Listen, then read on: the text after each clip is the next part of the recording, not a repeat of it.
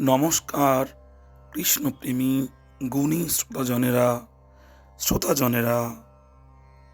মহারাষ্ট্রের স্বনামধন্য গুরু রামদাস বাবা একজন উচ্চকোটির সাধু পুরুষ ছিলেন। তার সম্বন্ধে একটি ঘটনা প্রচলিত আছে। তিনি ছিলেন মহাবীর শ্রী হনুমানের পরম ভক্ত। তিনি হনুমানজিকেই প্রায় দর্শন করতেন। একবার তিনি হনুমানজিকে বললেন,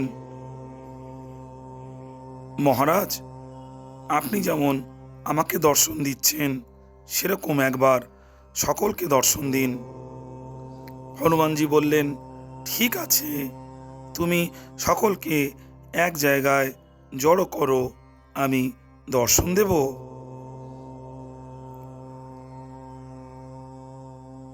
গুরু রামদাস বললেন, আমি সব লোককে হরিনামের মাধ্যমে জড়ো করে দেব।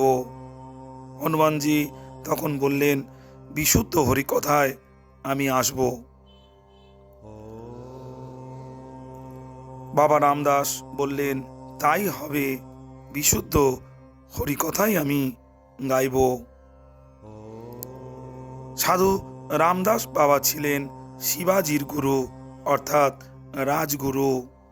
তাই তার প্রভাব ছিল অপরিসীম।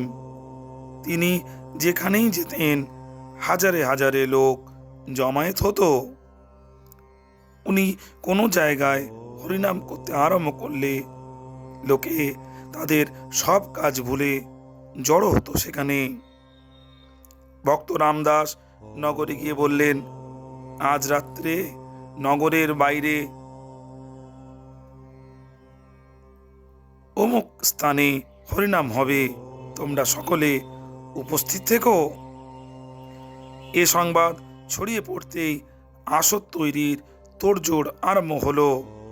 শতরঞ্চি বিছানো হলো। বাজাবার লোকজনও যথাসময়ে হাজির হলো। প্রচুর লোক সমাগম হলো। যথাসময়ে কীর্তন আরম্ভ হলো। রামদাস বাবা মধুর সুরে হরিনাম গাইতে লাগলেন আর গানের মাঝে মাঝে ভগবানের লীলা কথা পরিবেশন করতে লাগলেন। কিছুক্ষণ পর তিনি কীর্তনে এমন মেতে উঠলেন যে আর লীলা কথা না বলে শুধু কীর্তন করতে লাগলেন।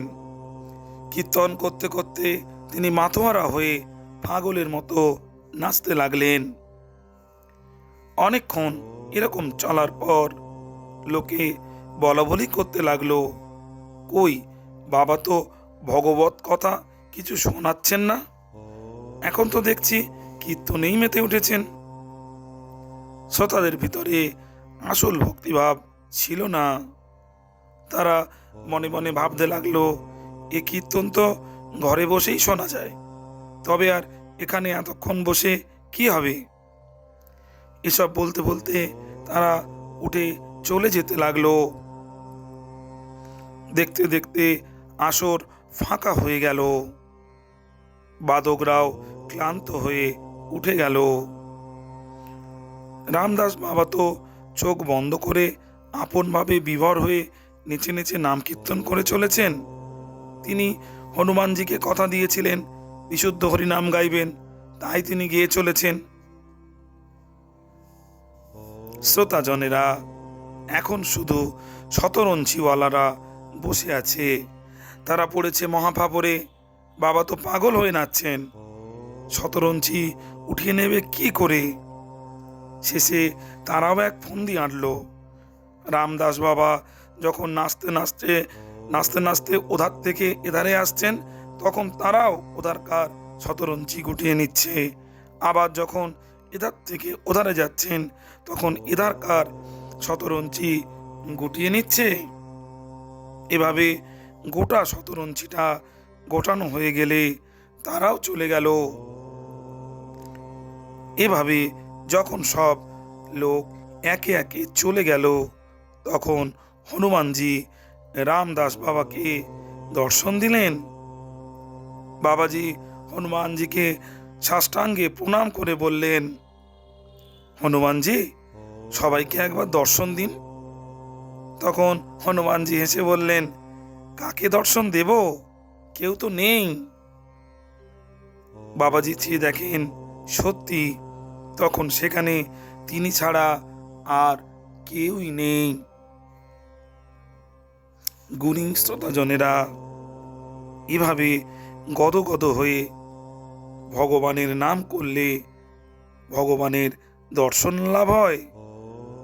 আর নামই হলো বিশুদ্ধ হরিনাম, বিশুদ্ধ হরি কথা। গুণী শ্রোতাজনেরা, প্রকৃত সাধনা সেটি যা নিরন্তর হয়। নিরন্তর সাধনা না হলে এ জন্মে সিদ্ধি লাভ সম্ভব নয়।